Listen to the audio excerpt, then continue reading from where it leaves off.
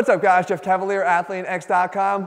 We start this video with a pop quiz utilizing Jesse. Jesse is going to perform an incline dumbbell bench press, and you are going to watch and see if you can spot what Jesse does wrong. Okay, Jesse, the floor is yours. The bench is yours. All right. No pressure. There's only millions of people watching. Oh, great. Here we go. All right, so now we're going to do a set of 12 reps. The video title, 3 sets of 12, is killing your gains. Jesse is going to demonstrate how we kill our gains. What number is that, Jess? 6. 6, okay.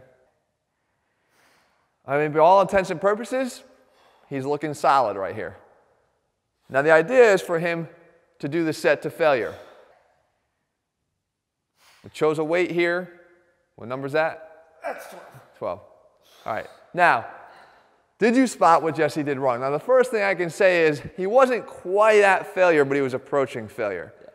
Yeah. The more important point, though, was if you took out a stopwatch and you go back and you watch how fast Jesse did it, his tempo on that put him in about a 20 to 26, I wasn't really timing it specifically, but 20 to 26 second time for him to do that, maybe up to 30 seconds at most for him to do that.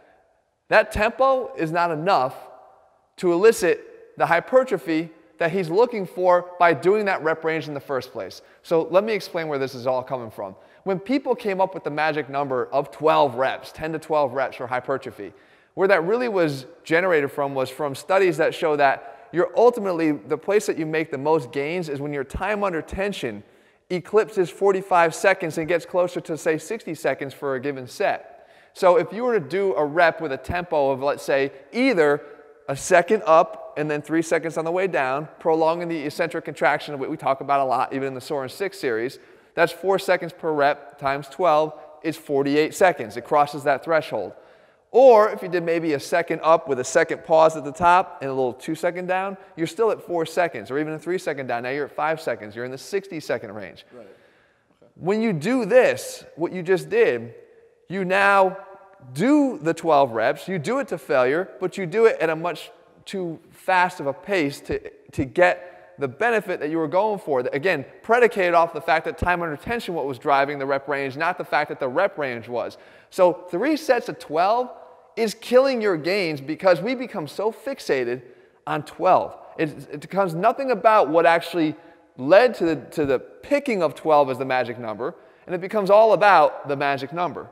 So now, if we fixate on 12, and now I have to share a little bit of an embarrassing story for Jesse, but this is all so we can learn. When Jesse started training in here, the first thing I did was watch him do his exercise. And by the way, performance-wise, Jesse's technique on that was really good. He kept his elbows tucked here. He drove them up over his chest. He wasn't protracting his shoulders. Everything was good. But what we want to do is when we think about Jesse starting out training, I would just like to watch him and see what he does. And as I watched him perform his first exercise in his workout, he did his sets. He didn't take any of them to failure. He basically was stopping a little bit short, and then he went on to his third set or fourth set looked a little harder, but then he went to his next exercise, and he started off on the very first set. He stopped way short of anything that looked like failure to me. And that's why I intervened, and I think I remember, Jesse, what the right? No, I didn't yell at him. I said, Jesse, what are you doing? Keep going, keep going. And he said, what did you say? I said, but I got 2 more sets left. So he said, but I have 2 more sets left.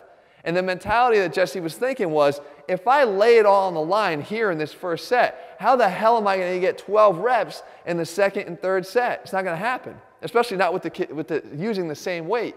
And that is the death of the prescription of 3 sets of 12. If that's how you look at it, a lot of things go wrong. So let's see some of the things that go wrong. If you take the 3 sets of 12 approach and you grab a weight and you do what Jesse did and you say, if I can't make it there, then I might have to do something to make sure that I do.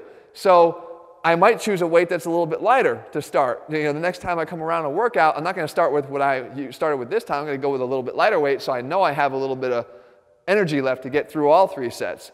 Or you'll do what I kind of saw you doing too. Let's demonstrate. He gets up here, he starts doing his first rep, nice and solid, all the way up, boom, down, all the way up and boom. Now let's go even with the slow, let's go with the right tempo. down here, and he comes up. Cool. Down, and he comes up. Now, let's say at this point, he's 4 reps in. What do you say to yourself? There's no way I'm making 12. No way I'm making 12. All right, so what do you do? So instinctively. I go half. Let's see. So he cuts the reps short. And we do this all the time. We start going, shit, the only way I can get to 12 is if I kind of abbreviate a few of the reps in the middle. Okay, now I'm at 10, 11. I think I can get the last 3 full reps.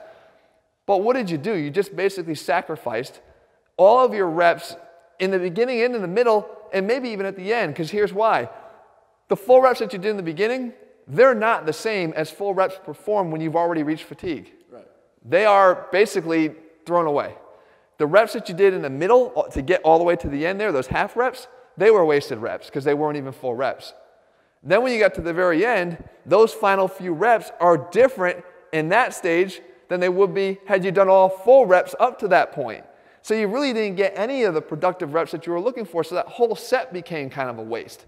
So what you want to do instead is, if you need to drop the weight on a subsequent set, drop the weight, and then go back and start doing the reps again to failure where you're going to fail in that rep range of 10 or 12. But more importantly, if you set out with a weight that you do 12 or 11, you go all the way to failure, take it all the way to failure. You can't do anymore. You lower down, you can barely control it, you put the weights down.